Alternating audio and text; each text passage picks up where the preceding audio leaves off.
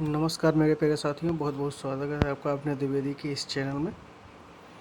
आज हम आपको सीयूटी यूजी पीजी के बारे में इतिहास सेगमेंट में परीक्षा में आने वाले महत्वपूर्ण क्वेश्चन के बारे में डिस्कस करेंगे। तो चलिए शुरू करते हैं। तो हम लोगों को पहला क्वेश्चन है, जैन परंपरा के अनुसार जैन धर्म में कुल कितने तीर्थंकर हुए? तो जैन धर्म में कुल कितने तीर्थंकर हुए? 24।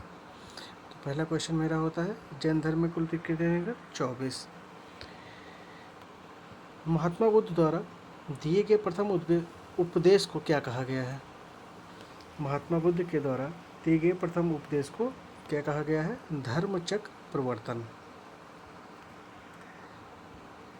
श्रीमद् भागवत की रचना किसने की थी? तो श्रीमद् भागवत की रचना किसने की थी? महर्षि कृष्ण वेदव्यास ने। किसने की थी? महर्षि कृष्ण वेदव्यास ने। सांची के स्तूप का निर्माण किस शासक ने करवाया था? तो सांची के स्तूप का निर्माण किसने करवाया हुआ था? अशोक ने करवाया हुआ था। तो हम जो है अगले क्वेश्चन पे आते हैं।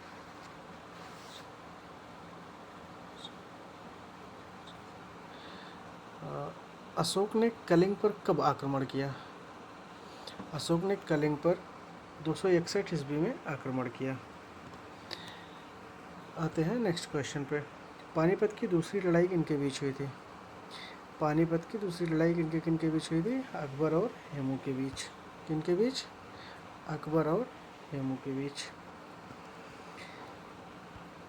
कनिष्क द्वारा शक संवत कनिष्क के द्वारा शक संवत की शुरुआत कब की गई थी? 78 ईस्वी में। इसको थोड़ा ध्यान रखिएगा, कब की गई थी? 78 ईस्वी में। निम्नलिखित में से गुप्त वंश का संस्थापक कौन था?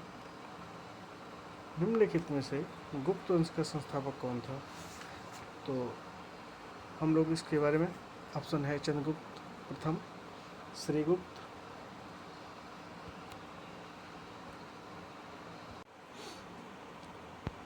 तो गुप्त वंश का संस्थापक कौन था? श्रीगुप्त। चलिए नेक्स्ट क्वेश्चन पढ़ते हैं। गुप्त काल में किस शासक को उसकी सैन्य कुशलता एवं कुशल प्रशासन के लिए भारत का नेपोलियन कहा गया है? तो किसको कहा गया है? समुद्रगुप्त को। चलिए नेक्स्ट क्वेश्चन पे चलते हैं। महमूद गजनवी ने भारत पर कुल कितनी बार आक्रमण किया है?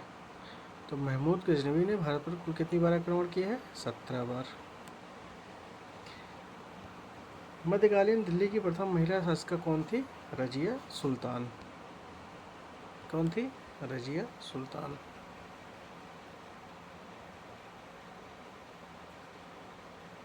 अब हम आते हैं नेक्स्ट क्वेश्चन पे। गांधार महाजनपद की राजधानी कौन सी थी? तो जैसा कि हम लोग जानते हैं, गांधार महाजनपद की राजधानी क्या थी? तक्षशिला। क्या राजधानी थी? तक्षशिला। तक्षशिला।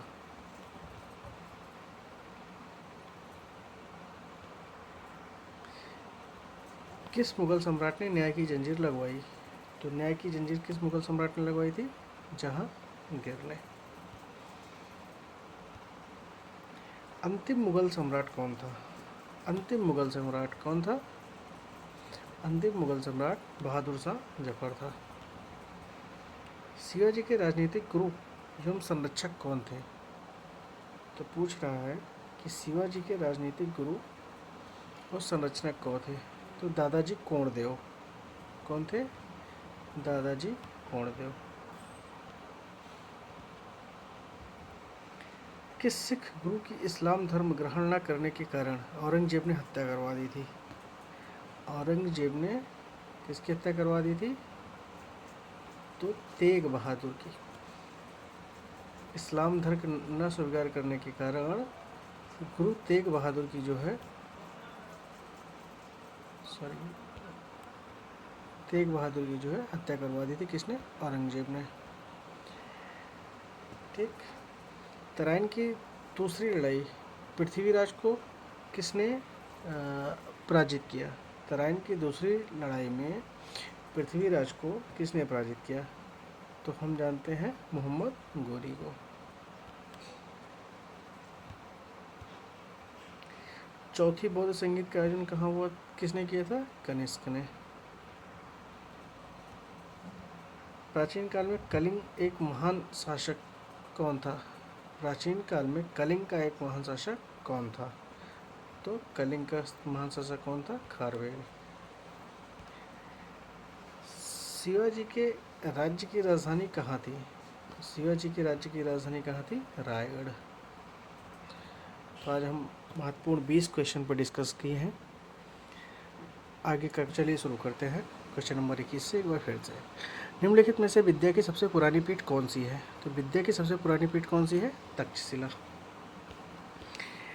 विजयनगर राज्य की स्थापना किस वंश ने की थी? संगम वंश ने। किस वंश ने? संगम वंश ने। ऋग वैदिक आर्य किस भाषा का प्रयोग करते थे? संस्कृत भाषा का।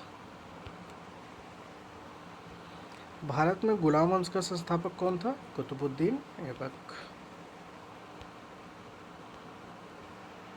गांधी जी ने 1919 में किसके विरोध के लिए सत्याग्रह सभा की स्थापना की? Rowlatt act. विजयनगर के शासकों में सबसे महान किसे माना जाता है? तो विजयनगर में सबसे महान किसे माना जाता है? कृष्णदेव राय को।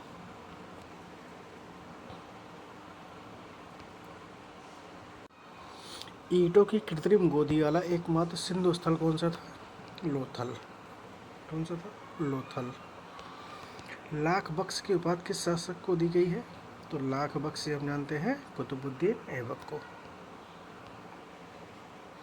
महाबलीपुरम के रथों का निर्माण किसके शासनकाल में हुआ था? तो महाबलीपुरम के रथों का निर्माण पल्लवों के शासनकाल में हुआ था। कराचिल पर अभियान किस सुल्तान ने चलाया था? कराचिल पर अभियान मोहम्मद तुगलक ने। किसने चलाया था? मोहम्मद तुगलक ने। निम्नलिखित में से कौन एक संगीतकार भी था जिसे कविराज की उपाधि भी दी गई थी? तो कविराज किसे कहा जाता था? समुद्रगुप्त को। कविराज की उपाधि किसे दी गई थी? समुद्रगुप्त को। भारत की प्राचीन मुद्राएं कौन सी थी? सोने की, चांदी की, एक ओर से गुदी हुई थी या दोनों ओर से गुदी हुई थी? जैसा कि हम जानते हैं ये दोनों ओर से गुदी हुई थी। तो 32 का हो जाएगा डी ऑप्शन। पहली जैन सभा 322 ईसा पूर्व कहाँ हुई थी? तो पहली जैन सभा 322 ईसा पूर्व में कहाँ हुई थी? पाटलिपुत्र में। गुप्त वंश के सबसे प्रसिद्ध राजा कौन थे? तो गुप्त वंश के सबसे प्रसिद्ध राजा समुद्रगुप्त के पुत्र थे।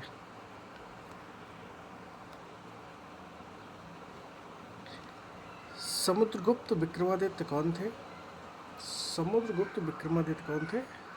ये भी समुद्रगुप्त के पुत्र थे।